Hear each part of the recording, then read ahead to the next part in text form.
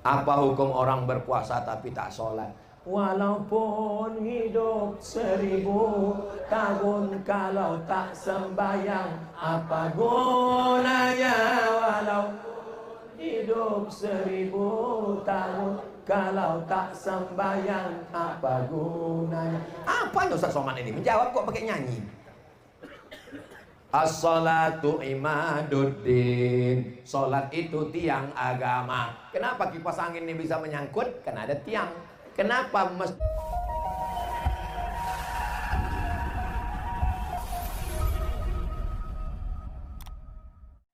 Apa hukum orang berpuasa tapi tak sholat?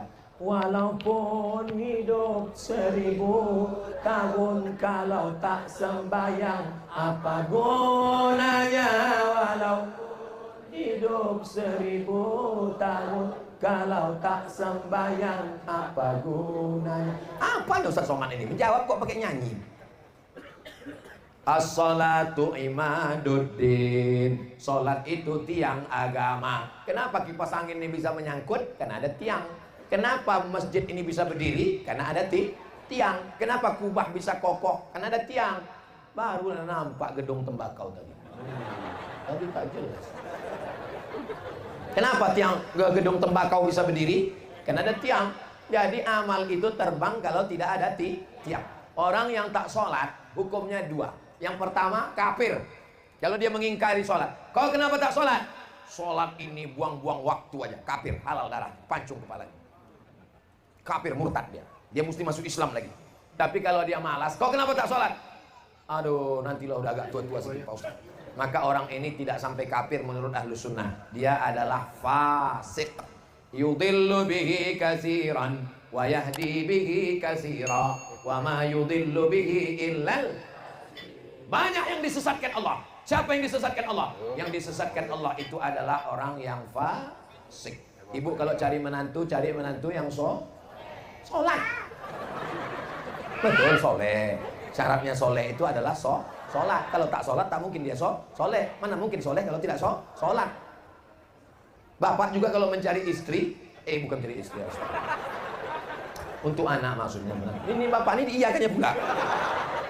Maka istri yang sholat, supaya anaknya juga sholat. Ibu kan mencari imam dulu kan. Jadi imam. Saya pas sedang ceramah, tinggal di hotel, sarapan pagi waktu sebelum puasa. Datang ibu-ibu. Ustaz Somad ya? Mirip, saya bilang. Oh enggak, Ustaz Somad. Iyalah ya. Kalau kau paksa juga aku Ustaz Somad, iyalah Ustaz Somad. Alhamdulillah senangnya sama Ustaz. Saya nih Pak Ustaz kerja di kantor anu. Siapa yang nanya? Ini anak buah saya. Ada satu orang Pak Ustadz yang masih gadis belum nikah. Sini sebentar. Bawanya lah ke situ. Nah, dia nih Pak Ustadz tolong doakan. Dia nyari imam. Saya bilang, aku khotib.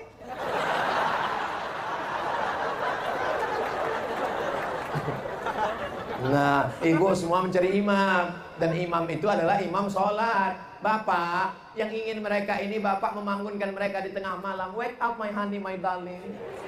Begitu kalau nikahnya bulan Sya'ban kemarin. Tapi kalau udah 20 tahun yang lalu, bangun, sahur.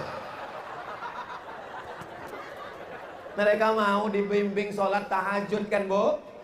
Tengoklah, banyaknya yang belum pernah diajak tahajud sama laki. Usolli sunnatat tahajud raka'ataini imaman lillahi ta'ala. Allahu Akbar. Assalamualaikum warahmatullahi wabarakatuh. Bang, kenapa tak berbunyi, Bang? Nasib kau lah, Dek, dapat imam silent. Bergetar-getar aja sedikit. Kalau ada laki ibu model begitu, ibu bersyukur, Bu. Jaga aja baik-baik. Nanti lama-lama berbunyi sendiri itu. Betuahnya anak-anakku yang bersorban dari pondok pesantren, anak ibu yang perempuan nikah nanti sama mereka. Beruntungnya karena mereka adalah para penghafal Quran. Jam 2 malam mereka sholat. Bismillahirrahmanirrahim. Ar-Rahman 'allamal Quran. Datang terbangun bapak. Cepat kali masjid ini. Bukan masjid, Bang, menantu kita di sebelah. Bukan macam kita, udah 30 tahun belaki tak pernah sembahyang. Betuahnya anak kita di sebelah, Bang.